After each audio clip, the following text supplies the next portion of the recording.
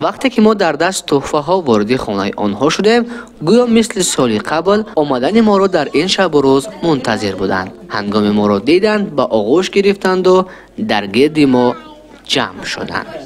اویشه طفل خورده خاندان می باشد. ولکه گبزن شده شعر می خواند. در بین آنها حسین از دیگران دیده هوشیارتر است. زهرا دخترک دانای و زیرک شده است، ولی حسن باشد کودک آرام و جدی می نماید. فاطمه دختری آرام و شرمگین است. این 5 طفل از همدیگر با خصلت‌های مختلف خود فرق می کنند.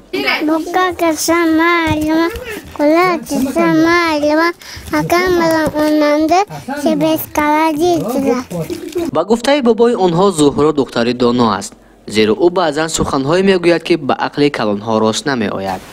بیبی عایشه ذهنی خوب دارد. همه چیز را از دهان به زودی از خود می کند. زهرا با عقل کودکی خود میگوید که طبیب می شود. این 5 گانیکا همیشه یک جا با هم بازی می کنند.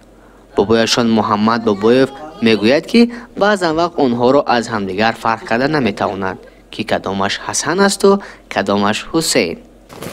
اینک ما در اطراف 5 گانیکا هستیم که سال 2020 در ناحیه قبادیان به دنیا آمدند و اینها اولین 5 گانیکایی بودند که در جمهوری تاجیکستان به دنیا آمدند. در هر یک عید و جشنواره از طرف مقامات اجرایی حاکمیت دولتی ناحیه قبادیان به آنها تحفه ها داده می شود و در عرفه سال نو میلادی امسال نیز اداره روزنامه ختلان تصمیم گرفت که به عیادت این 5 گانیکای خوشبخت بیاید و این لحظه ما در اطراف آنها قرار داریم و تحفه های سال نوی آنها را میسپاریم.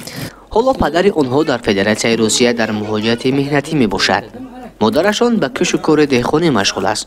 آنها را عمه‌شان بیشتر نگاه و بین می کند، زیرا وی همشیره شفقت بوده پیوسته از وضع سلامتی آنها با خبر است. از جانب مقامات اجرایی حکومت دولتی ناحیه قبادیان با اولای 5 گانیکا یک هکتار زمین کشت جدا کرده شده است. مادر آنها در این زمین برای تامین مواد غذایی محصولات کشاورزی را کشت می‌کند. با گفته خود او وی محصولات نیازی اول از قبیل پیاز، کارتوشکا، پومیدور، شلغم، بادرنگ و غیره را کشت کرده بودجه عائله خود را با مواد غذایی تامین می‌کند. نزدیکتر حکومت ناحیه کلان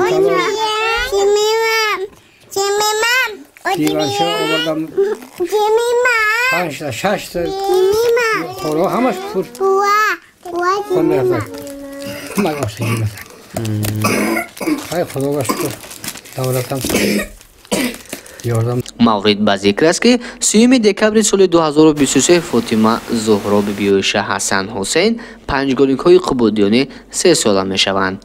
از نام اهل ایجاد روزنامه با آنها تن صحت، خاطر جمع و بردباری ها را تمنا داریم.